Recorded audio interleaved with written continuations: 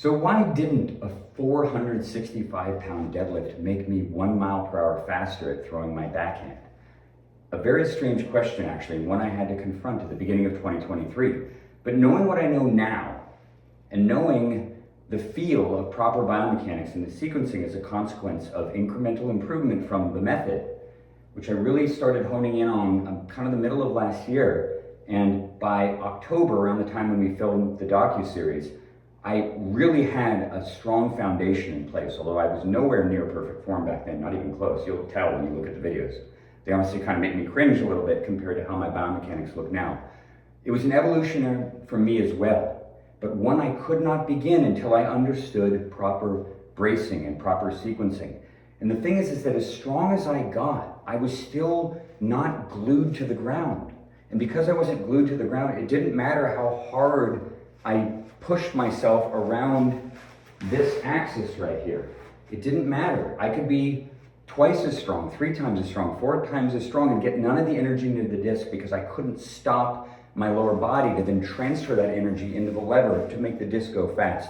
So making my body super strong didn't make any of that mechanism faster at all. The sequence is so key, the brace is so key. If you don't have those 2 pieces in the right spot, nothing else is going to ever make you throw any farther. And again, the system teaches you the sequential feel all the way until you're producing the biomechanical leverage that I've talked about and demonstrated in other videos. So once you feel it and once you can properly brace, it actually turns out that a huge amount of the power production, as I mentioned before, is coming from this right quad muscle.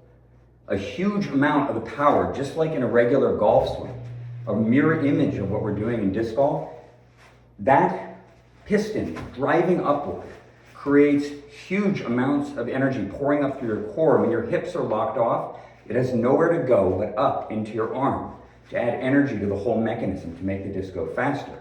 So there's of course lots of exercises once you understand the proper sequencing and biomechanics to make the disc go faster. You can make your arms stronger and make the disc go faster. You can strengthen all these muscles in the right side or the leading side, which hold captive tension. You can strengthen your whole body and get flexible in places that you didn't even know you needed flexibility to throw correctly.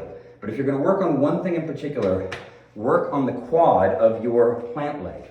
Focus, make this the focal point of your training, and that is probably best accomplished through plyometric training. There's a guy, his name is Nicholas Crush, who's kind of appeared in the ecosystem recently, and seems like a really brilliant guy. He really understands sports physiology. A lot of other guys who are teaching in this field also, a lot of the coaches understand sports physiology extremely well. My friend Owen at Trebuchet Disc Golf understands it. A lot of the guys on Disc Golf Course Review are geniuses at this stuff. They know way more than I do.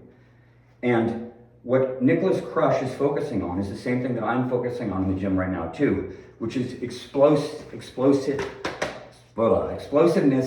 of the quad muscle. So by doing things like weighted squat jumping or weighted deadlifts, where you're jumping off the ground with a big bar, the kind of plyometric things that increase the power of this piston, because the more powerful you can make this quad, the more energy you're going to be able to put into your swing. It'll just get more and more ridiculous as you pump it up. So big arms and stuff, always going to be beneficial. They look cool. They certainly make you better at sports in general. But if you're not sequencing correctly, they're not going to make you better at the backhand. The same thing is true for big legs. It's all got to be done sequentially, and then all the muscles will be additive. And you don't have to be a beanpole to throw the disc far. You can actually be a big, incredibly strong guy, and you can throw the disc farther than the beanpole guys. Who could ever imagine that that would be true in an athletic endeavor? Anyway, thanks for listening. Relatively short video. Kind of a compliment to the last one. There'll be more soon. Thanks for watching.